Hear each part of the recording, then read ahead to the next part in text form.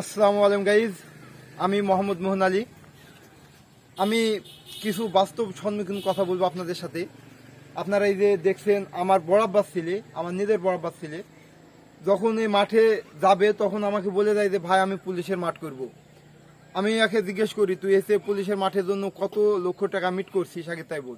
কারণ পুলিশ সবাই জানে যে টাকা ছাড়া চাকরি নাই, আর দালাল ছাড়া চাকরি নাই। এই কথাটা বিশ্বাস করানো যে কত বড় কঠিন বাংলাদেশে, তা মানে আমি জানি। তো একে আমি বলছিলাম যে তুই দালাল ধরে যাসনি মাঠে, মাঠে এমনি যা, গেলে চাকরি হলে হলো, না হলে বাদ দে, বিদেশ চলে যাস। কিন্তু এ আমার কথা শুনে নাই।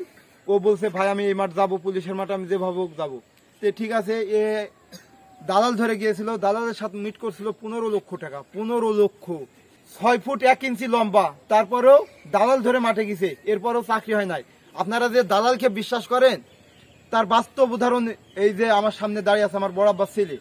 আপনাদের গত ভিডিওতে বলছি যে আমার খালার ছেলে এতগুলা টাকা, 15 লক্ষ টাকা দিয়ে বাহিনীতে ভর্তি হওয়ার জন্য, পুলিশে তাও বাহিনীতে ভর্তি হওয়ার জন্য, পুলিশ বাহিনীতে ভর্তি হওয়ার জন্য সে 15 লক্ষ টাকা দিছিল।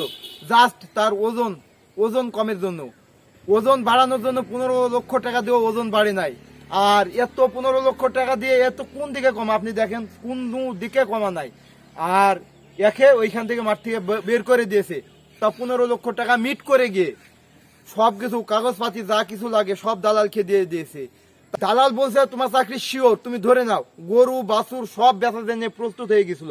আমি বললাম লালন, নাচার দরকার নাই, পুলিশের চাকরি টেনশন করার দরকার নাই, 15 লক্ষ টাকা দিয়ে মিট করে গেছি, সেসব বেচার দরকার নাই। বেঁচে গেলে সবকিছু শেষ হয়ে যাবে, একদম সব নিঃস্ব হয়ে যাবে। আমি বড়মাকে বুঝাইছি যে আপনারা যদি সবকিছু বেচে দেন সব নিঃস্ব হয়ে যাবেন, টাকা পয়সা কিন্তু ঘুরে পাবেন না। আমরা গরিব মানুষের ছেলে, আমাদের দাঁড়ানো দায় হয়ে যাবে। 15 লক্ষ টাকা দিয়েই এ কিন্তু গরু বাছুর সবকিছু, জমি জায়গা নাই, আমার বড় আব্বার জমি জায়গা নাই, তবে গরু বাছুর যা আছে সেগুলা বেচে তাকে টাকা জমা দিত। এমনও মানে প্রসেসে চলে গেছে। যারা দালাল ধরে তারা বলে একদম 100% শিওর, খালি আপনি টাকাটা দিয়ে দেন, টাকা দিলেই আমি আপনার চাকরি নিয়ে দেব। গরু বাছুর বেচতে চাই, সমস্ত টাকা দালালকে দিতে চাইছিল, কিন্তু আমি নিষেধ করার কারণে ও দেয় নাই। পরবর্তীতে বলছে যে ভাই আমি কি করব, নেক্সট আমি কি করবো। আমি বললাম তুই পাসপোর্ট বানিয়ে বিদেশ চলে যা, যে কোনো রাষ্ট্রে চলে যা, তুই দেখ শান্তিতে থাকবি। তোর তো 5 লক্ষ টাকা খরচ করে তুই বেতন পাবি কম করে হলেও 30,000। এখন বিদেশে যারা যাবে 30,000, আর না হইলে সে কাজ পাবে না, সে বসে থাকবে। বিদেশে আপনি যদি মালিকানা ভিসায় যান তাহলে ইনশাল্লাহ আপনার লাইফ সেটেল হয়ে যাবে বিদেশ থেকে। আপনি দেখেন বাংলাদেশের দিকে তাকিয়ে। আর আরেকটা বড় কথা, যারা চাকরিচ্যুত হয়েছে, দেখেন আমাদের মতো যারা যেসব সৈনিকরা চাকরিচ্যুত হয়েছে তারাও কিন্তু ভাই বসে নাই, ম্যাক্সিমাম মানুষ বিদেশ চলে গেছে। আর যারা ম্যাক্সিমাম মানুষই বিদেশ চলে গেছে, এদের সর্বনিম্ন বেতন 80,000 টাকা। মানে সৈনিক পদে চাকরি করার পরে যারা চাকরিচ্যুত হয়েছে বা চাকরি ছেড়ে যারা বিদেশ গেছে তাদের বেতন 80,000 টাকা। তাই আমি ওকে বলছি যে তুই বিদেশ চলে যা, বিদেশ চলে গেলে তোর তো 30,000 টাকা বেতন হবে। তুই 5 লক্ষ টাকা খরচ করে তুই 30,000 টাকা বেতন পাবি, আর তুই 15 লক্ষ টাকা খরচ করে তুই বেতন পাবি 13,500 টাকা।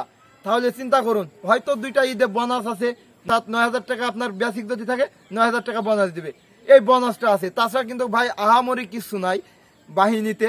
তো ওকে নিষেধ করার পরে ও এখন আল্লাহর রহমতে, আল্লাহ যদি দেয় আপনারা ওর জন্য দোয়া করবেন, ও যেন সাইপ্রাস চলে যেতে পারে।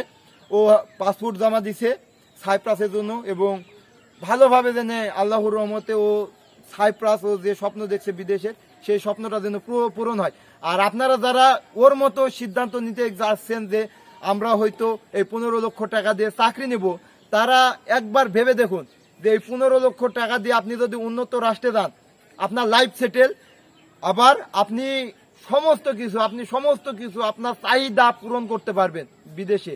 আর আপনি যদি এই 13,000 13,500 টাকা বেতনে চাকরি করেন, আপনার চাহিদা কিন্তু পূরণ হবে না, জীবনে হবে না। দালালের প্রতারণায় পড়ছিল, পরবর্তীতে হয়ে গেছে, বেঁচে গেছে। এক কথায় ও যে পুলিশের চাকরি নেওয়ার জন্য 15 লক্ষ টাকা দিয়ে দালালকে ধরছিল, ওই দালালের হাত থেকে বেঁচে গেছে, এবং কাগজপাতি সে ঠিকভাবে ফেরত পাইছে। কারণ কাগজপাতি ভাই, একটা কাগজপাতিই মেন এখনকার বাংলাদেশে, মেন হচ্ছে কাগজপাতি। কি দিয়েছিল আপনাদেরকে আরো একটু বলে দিই ভাই, কথা কিন্তু একটু এদিক ওদিক হয়ে যাচ্ছে, আপনাদের ভালোভাবে বলে দিই। ব্যাংক চেক দিয়েছিল, তারপরে দিয়েছিল স্ট্যাম্প, নিজস্ব মানে এক মূল সার্টিফিকেট দিয়েছিল, আরো কিছু কাগজপাতি দিয়েছিল, দিয়ে দালালকে দিয়েছিল। এবার চিন্তা করে দেখুন যে এইগুলা যদি একটা দালালের কাছ থাকে, এর যদি ফ্রি চাকরি হয়ে যায়, তাহলে এই 15 লক্ষ টাকা আত্মসাৎ করে নিতে পারতো। আর এখন আর দালাল কিন্তু পারবে না, যেহেতু ওর কাছে ডকুমেন্টস আর নাই। আর যদি ডকুমেন্টস থাকে ভাই, আপনার লাইফ কিন্তু শেষ করে দিতে পারে। তাই বলছি ভাই, দালাল না ধরে, দালাল ধরবেন না, দালাল না ধরে যে প্রসেসে চাকরিতে ভর্তি হন নিয়ম, সেই প্রসেসে আপনারা ভর্তি হবেন। আর যদি মনে করেন যে আমার ওজন কম, ওজন বেশি, বা এই কারণে বাদ দেবো, ওই কারণে বাদ দেবো, আমার সাথে যোগাযোগ করবেন। ইনশাল্লাহ আমি আপনাদেরকে টিপস, সঠিক টিপস দিয়ে দেবো। আপনারা ওই টিপস অনুযায়ী কাজ করবেন, দেখবেন ইনশাল্লাহ আপনারা বাহিনীর জন্য উপযুক্ত হয়ে যাবেন।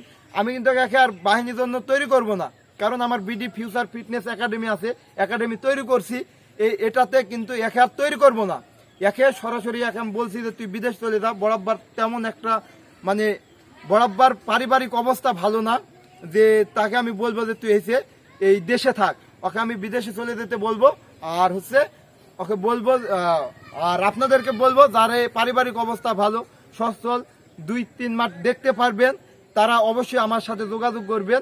এবং আমি যে স্বপ্ন দেখছি বিডি ফিউচার ফিটনেস একাডেমি, তারা অবশ্যই আমার কাছে এসে প্র্যাকটিস করবেন, আপনাদেরকে বাহিনীর জন্য তৈরি করে দেওয়া হবে।